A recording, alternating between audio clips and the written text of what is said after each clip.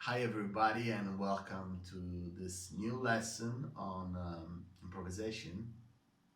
And today I want to talk to you about triads and triads substitutions for dominant seventh chord to have a more modern sound.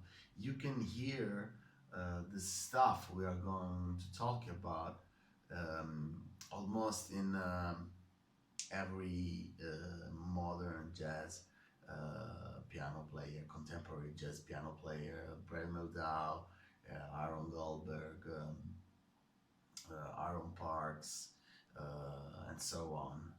So basically the idea is to use the force, the strong force of the triad to improvise over dominant seventh chord and not only on dominant seventh chord. And the idea is to have a different sound, and it's better to see that instead of talking about it. So let's start. The concept is that you can change any dominant seventh chord with another dominant seventh chord built a minor third apart, and you can easily understand that just watching my previous video on Barry Harris on dominant seventh flat 9 chords, the way Barry Harris taught me. And so the idea is sorry, to play a dominant seventh chord built a minor third apart from the root of the original dominant seventh chord. So let's take, for example, G7.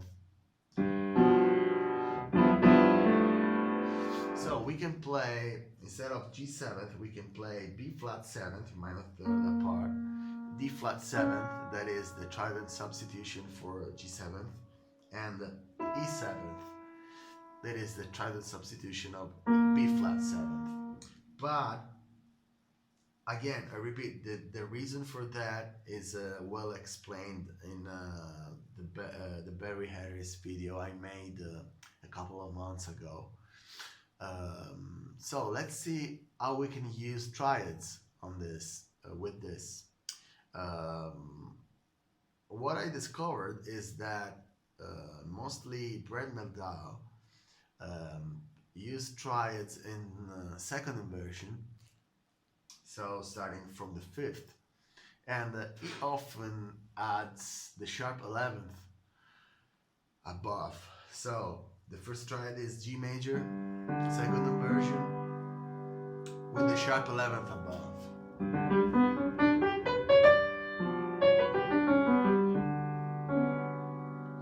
And the other triad is B flat major, second inversion, sharp 11th.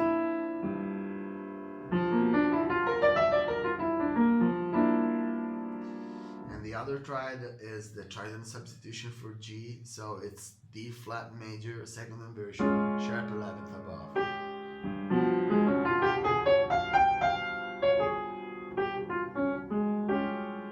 That's beautiful. And the last triad is E major, second inversion, sharp 11th above.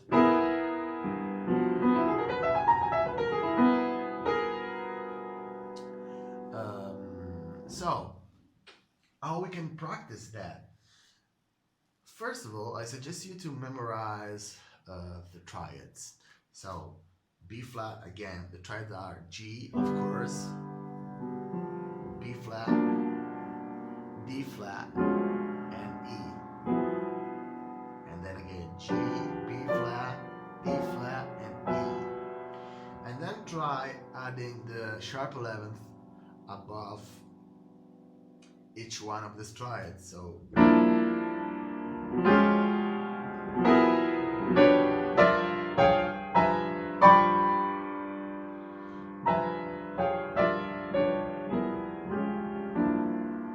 let's see the function of these notes over the root G. So the first triad, of course, is the triad of the root. So fifth,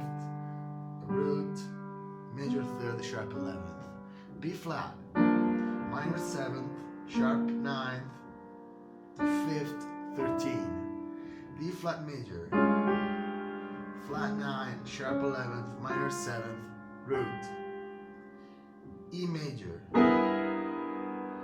3rd, 13, flat 9, and sharp 9. So these notes are both chord tones and tensions of the dominant 7th chord. So the other thing you can do is try to mix them up. As I said in the previous lesson on triad pairs, you can mix them up and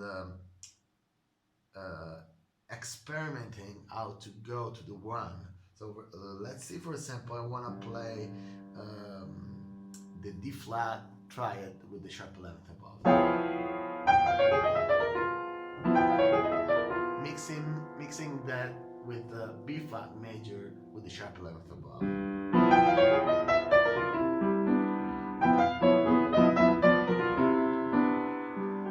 Okay.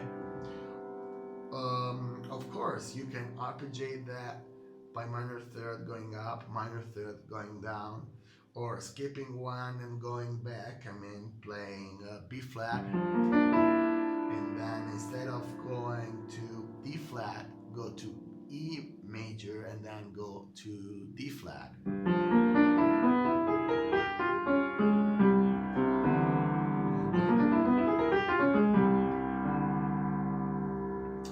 And or just arpeggiating then.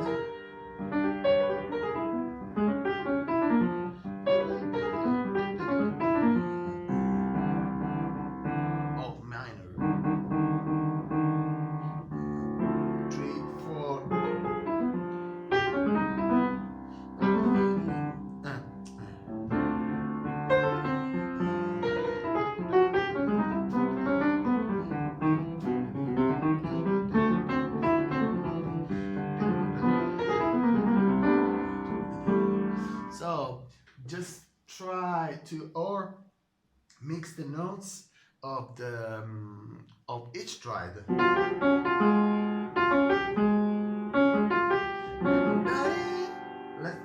Let's see what happens with that.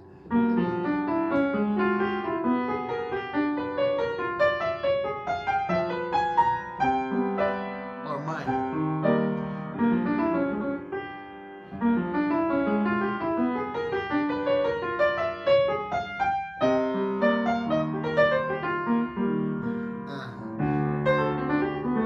Of course, you can use triads also over the 2, the 2nd, minor 7th, and I talked about that in the previous video. So you can use G and F.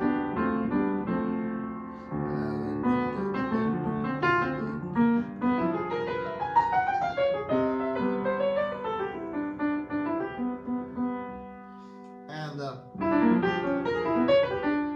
you can mix them up in different ways. So just experiment what you can get from this triads over both minor, dominant 7th. In this lesson, I'm mostly talking about dominant 7th and the 1 major or minor 7th chord. Hope this helps. And if you're interested to study more deeply these concepts, I'm available for jazz Skype piano lesson. So just contact me on my website. The link is in the description, and we can study more deeply these concepts. Bye, and let's see the next lesson.